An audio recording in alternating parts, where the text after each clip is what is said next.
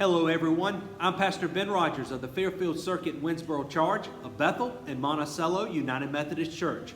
I want to welcome you today to the debut episode of Wesley's Pulpit, where every Wednesday in July we'll delve into the timeless sermons of John Wesley. For those of you that do not know, Wesley is the key figure of the development of Methodism. His teachings and sermons continue to influence our Methodist thought and practice. Born in England, Wesley was a priest in the Anglican Church and became a key figure in the 18th century Christian revival labeled as the Great Awakening. Wesley's teachings emphasized personal piety, social justice, and the pursuit of holiness. You'll hear us Methodists say today that we're on the road to Christian perfection, meaning sanctification, an ongoing process of becoming more Christ-like. Wesley's legacy is evident by our usage of the Wesley Quadrilateral that uses Scripture, tradition, reason, and experience. Today our focus is on the Wesley sermon called The Duty of Constant Communion, which centers around the Scripture passage from Luke 22:19. In this sermon from 1787, Wesley emphasizes the significance of partaking in the sacrament of communion on a regular basis, drawing inspiration from Luke 22:19, where Jesus tells us, "This is my body which is given for you. Do this in remembrance of me." Wesley delves into the duty and privilege of us believers to remember and participate in the Lord's Supper on a frequent basis. John Wesley passionately advocates for us to join together at the table in observance of Holy Communion, the Lord's Supper. He argues that regular participation in communion is essential for the spiritual growth and vitality of us Christians.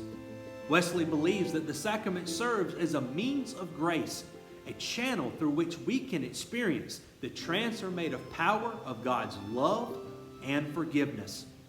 Wesley challenges that the common practice of infrequent communion, asserting that it is not only a privilege, but also a duty for us to partake in the symbolic sharing of Christ's body and blood.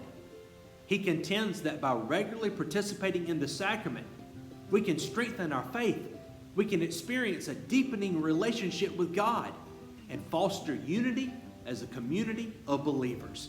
Wesley encourages his audience and us to approach the table with sincerity, humility, and a genuine desire to commune with Christ. Through his eloquent explanation of Luke 22:19, Wesley aims to inspire a renewed commitment to constant communion as a pathway to spiritual nourishment and a closer connection with the living Christ.